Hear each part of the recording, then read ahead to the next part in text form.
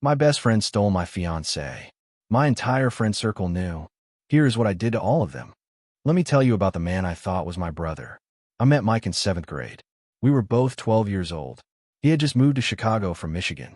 He sat next to me in English class. His shoes were too big. His backpack had a hole. He looked scared. I shared my lunch with him. I didn't know why.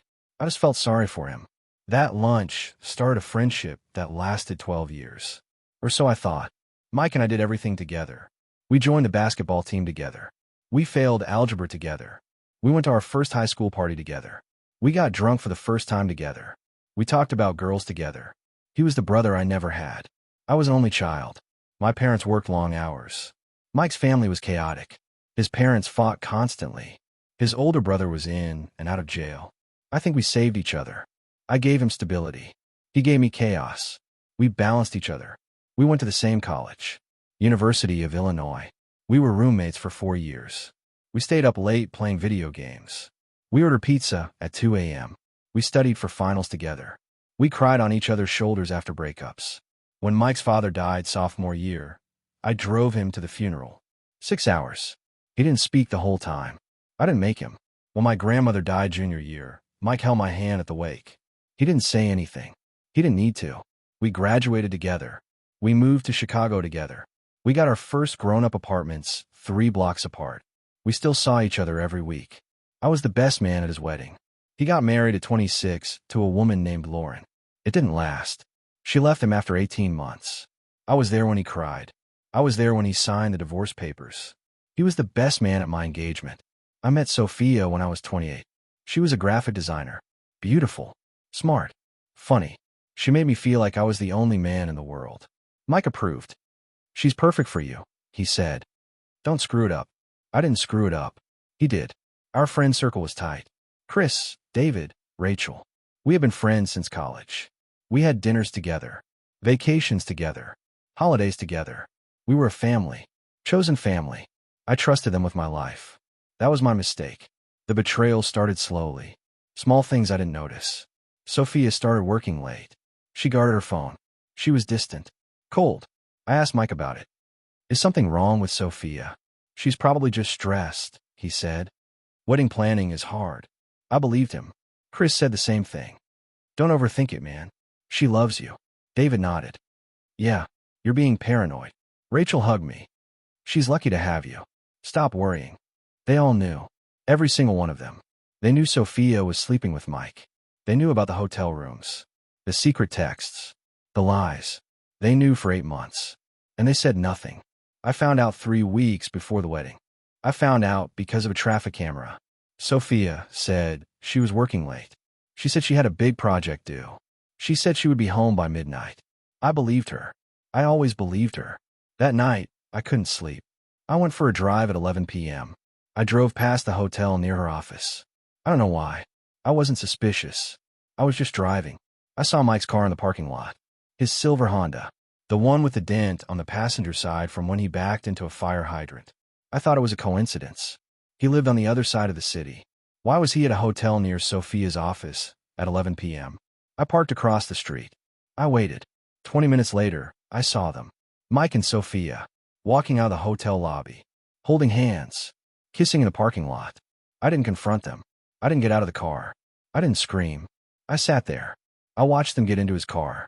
I watched them drive away. I sat in my car for 3 hours. I didn't cry. I didn't think. I just sat. Then I went home. Sophia wasn't there. She came home at 3 a.m. How was work? I asked. Long, she said. I'm exhausted. Did you see anyone interesting? She looked at me. What do you mean? Nothing. Just asking. She went to bed. I stayed on the couch. The next day, I called Kevin. Kevin was in our friend circle, but he had moved to Miami 2 years ago. He wasn't around much, but he was the most honest person I knew. I need to tell you something, Kevin said. And you're not going to like it. What? Mike and Sophia. They've been sleeping together for months. My heart stopped. How do you know? Chris told me. He thought I should know. He said everyone knows. They've been covering for them. Everyone. Chris. David. Rachel. They all knew. Why didn't anyone tell me? I don't know, Kevin said. Cowardice, I guess. I'm sorry I didn't tell you sooner. I thought you deserved to hear it from someone who cared. I hung up. I called Chris. Is it true? I asked. Is what true? Mike and Sophia. Are they sleeping together? Silence. Then, I can explain. Don't. Just answer the question. Yes. I hung up. I called David. You knew. Jake, listen. Did you know? Yes. But I thought. I hung up. I called Rachel. How long? Jake, please let me explain. How long, Rachel? 8 months. I hung up. I threw my phone against the wall. It shattered. I sat on the floor of my apartment. The apartment I shared with Sophia, the woman who was supposed to marry me in 3 weeks. She was sleeping with my best friend. My entire friend circle knew. They lied to my face. Every day. For 8 months. I was surrounded by snakes. I didn't have a single person I could trust. Except Kevin. Kevin was in Miami. Kevin was the only one who told me the truth. I called him back. I'm coming to Miami. Why? Because I need to get away from here. And because I need your help. With what? Revenge. I flew to Miami the next day. I didn't tell Sophia. I didn't tell anyone. Kevin picked me up at the airport. He looked worried. Are you okay? He asked. No, I said. But I will be. We drove to his apartment. He lived in a small place in Coral Gables. Modest. Clean. Quiet. I stayed for 2 weeks. I didn't answer Sophia's calls. I didn't respond to Mike's texts. I didn't read Chris's messages. I planned. Kevin knew everyone. He was in tech. He had connections. Hackers. Investigators. Lawyers. What do you want to do? Kevin asked. I want to destroy them. Every single one of them. Mike. Sophia. Chris. David. Rachel. That's a lot of people. They had 8 months to tell me the truth. They chose silence. Now they'll pay for it. Kevin nodded. Okay, let's do it. We hired a private investigator, a former FBI agent named Rosa. She was expensive, $500 an hour, worth every penny. Rosa dug into everyone's lives. She found everything. Mike was embezzling from his company. Not much, a few $1,000s a month, but enough to get him fired, enough to get him arrested. Sophia was cheating on her taxes. She had been hiding income from freelance work for 3 years. The IRS would love to know about that. Chris was having an affair with a married woman, his boss's wife. His boss would love to know about that. David was running a small drug operation. Nothing violent, just marijuana, but enough to get him arrested. Rachel was stealing from her nonprofit employer. She had been funneling money into a personal account for 2 years. Everyone had secrets. Everyone had something to hide. Rosa found everything, but I didn't act immediately. I waited. I gathered more evidence. I built my case. The revenge would be surgical, precise, legal. I wasn't going to hurt them. I was going to let them hurt themselves. I went back to Chicago 2 weeks before the wedding. Sophia was furious. Where have you been? She screamed. Miami. With who? A friend. You've been ignoring me for 2 weeks. I know. She stopped. She looked at me. What's wrong with you? I sat down on the couch. I looked at her. The woman I loved. The woman who had betrayed me. Is there something you want to tell me? I asked. Her face went pale. What do you mean? Mike. The hotel. The last 8 months. She started crying. It's not what you think. I saw you. In the parking lot. Kissing him. She stopped crying. She stopped pretending. Her face hardened. Fine, she said. Yes. I've been sleeping with Mike. Are you happy now? No, I said. I'm not happy. I'm devastated. But I needed to hear you say it. What are you going to do? I'm going to cancel the wedding. I'm going to tell everyone why. And then I'm going to disappear. You can't do that. Watch me. I canceled the wedding that afternoon. I called the venue, the caterer, the florist, the band. I lost thousands of dollars in deposits. I didn't care. I sent a group message to everyone on the guest list. The wedding is canceled. Sophia has been having an affair with my best friend Mike for the past 8 months. I'm sorry for any inconvenience. Thank you for understanding. Sophia's parents called, screaming. Her mother called me a liar. Her father threatened to sue me. I sent them the photos, the hotel receipts, the text messages. They stopped calling. Mike called me. You didn't have to do that. You didn't have to sleep with my fiancée. It just happened. It happened for 8 months. He was silent. You're dead to me, I said. You and Sophia and Chris and David and Rachel. Every single one of you who knew and said nothing. You're all dead to me. I hung up. I blocked every single one of them. I moved out of the apartment that night. I packed my things. I left the ring on the kitchen table. I drove to Miami. I stayed with Kevin for 3 months. I didn't cry. I didn't drink. I didn't wallow. I planned. The revenge took 2 years. I didn't rush. I wanted to enjoy it. Year 1, Mike. I sent the evidence of Mike's embezzlement to his company's board of directors. Anonymous tip. They investigated. They found everything. Mike was fired in January. His career was destroyed. No one in his industry would hire him. The company pressed charges. Mike was arrested in March. He spent 6 months in county jail. He was convicted of fraud. He was sentenced to 3 years probation in order to pay back everything he stole. His wife divorced him. His family disowned him. His friends abandoned him. He called me from jail. How did you do this? You slept with my fiancée, I said. That was years ago. Consequences don't expire.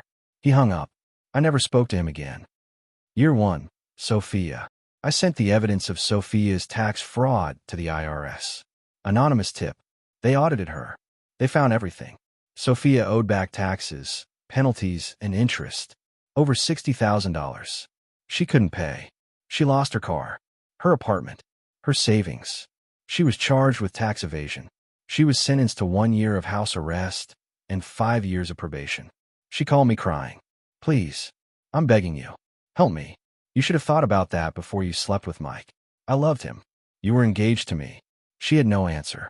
I hung up. I never spoke to her again. Year 2, Chris. I sent the evidence of Chris's affair to his boss. Anonymous tip. His boss was furious. Chris was fired immediately. His wife found out. She divorced him. She took the house, the kids, the dog. Chris moved into a studio apartment. He lost his friends, his reputation, his future. He texted me. You ruined my life. You ruined it yourself. I just showed everyone the truth. Year 2, David. I sent the evidence of David's drug operation to the police. Anonymous tip. They raided his apartment. They found everything. David was arrested. He was charged with drug trafficking. He was sentenced to 2 years in prison. His family abandoned him. His girlfriend left him. His friends disappeared. He wrote me a letter from prison. I'm sorry. I should have told you. I didn't respond. Year 2, Rachel. I sent the evidence of Rachel's theft to her nonprofit's board. Anonymous tip. They investigated. They found everything. Rachel was fired. She was charged with embezzlement. She was sentenced to 1 year in prison in order to pay back everything she stole. She called me screaming, "You're a monster." I'm not a monster. I'm justice. You destroyed everyone. You destroyed yourselves. I just helped. She hung up. I never spoke to her again. Aftermath. Every single person who betrayed me lost everything. Their jobs, their relationships, their freedom, their futures. Mike was a felon. Sophia was a convicted tax evader. Chris was a divorced, unemployed adulterer. David was in prison. Rachel was in prison. I didn't feel bad. I felt satisfied. Kevin asked me once if I regretted it. No, I said. They had 8 months to tell me the truth. They chose silence. They chose lies. They chose themselves. And you? I chose justice. Kevin nodded. Fair enough. After the revenge was complete, I felt empty. Not sad. Not guilty. Just empty. I had spent 2 years destroying people. I had won, but winning felt like losing. Kevin noticed. You're not okay, he said. I'm fine. You're not. You're hollow. You need to rebuild. Not destroy. Build. He was right. I started seeing a therapist. Dr. Patel. She was kind. Patient. She helped me understand that revenge was a band-aid. It covered the wound. It didn't heal it. You were betrayed by everyone you trusted, she said. That's trauma. You need to process it, not just punish people. I started processing. I wrote in a journal. I talked about my feelings. I cried. I hadn't cried in years. I started working out, running, lifting weights. The physical pain helped me forget the emotional pain. I started traveling. I went to Europe, Asia, South America. I saw things I had never seen. I met people who didn't know my past. I started healing. I also started building. I started a consulting business, helping companies with cybersecurity. My background in software engineering came in handy. The business grew, slowly at first, then quickly. Within 2 years, I had 15 employees. Within 3 years, I had 30. I was successful, not because of revenge, because of hard work. And I was happy, not because of revenge, because of healing. I met Elena at a coffee shop in Miami. She was an architect. Beautiful. Kind. Honest. I didn't tell her about my past at first. I wanted her to know me, not my trauma. We dated for a year before I told her everything. Mike, Sophia, Chris, David, Rachel, the revenge, the destruction. She listened. She didn't flinch. Do you regret it? She asked. Sometimes, I said, but mostly I regret trusting them. The revenge was just consequences. Do you think you could trust again? I'm trying. With you. She smiled. That's enough. We got married 2 years ago. Small ceremony. Kevin was my best man. My parents were there. Elena's parents were there. No one else. I didn't have many friends left. I had trusted the wrong people. I had destroyed the rest. But I had Kevin. I had Elena. I had my parents. That was enough. It's been 7 years since I found out about Mike and Sophia. 5 years since the revenge ended. 3 years since I married Elena. We have a daughter now. Lily. She is 2 years old. She has her mother's eyes and my stubbornness. I am happy. Truly happy. Not revenge happy. Real happy. Mike is still a felon. He works at a warehouse. He lives alone. He is nobody. Sophia is still on probation. She works at a retail store.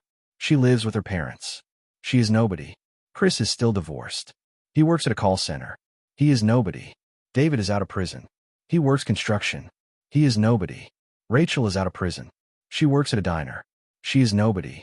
I don't check on them anymore. I don't need to. They are nothing to me. Kevin is still my friend. We talk every week.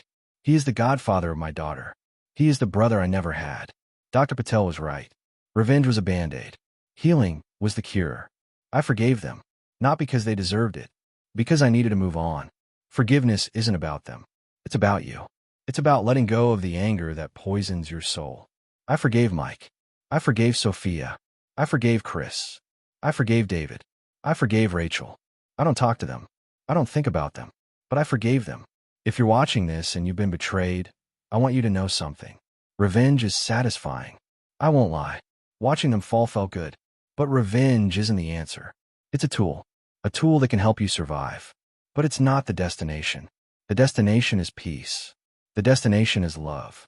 The destination is a life you build for yourself, not a life you took from others. I was betrayed by everyone I trusted. I lost my best friend, my fiancé, my friend circle, my faith in people. But I found myself. I found Kevin. I found Elena. I found Lily. I found peace. You can too. Thanks for listening. Subscribe to his Reddit Tales for more stories of betrayal, revenge, and redemption. And trust people, just not blindly. There's a difference.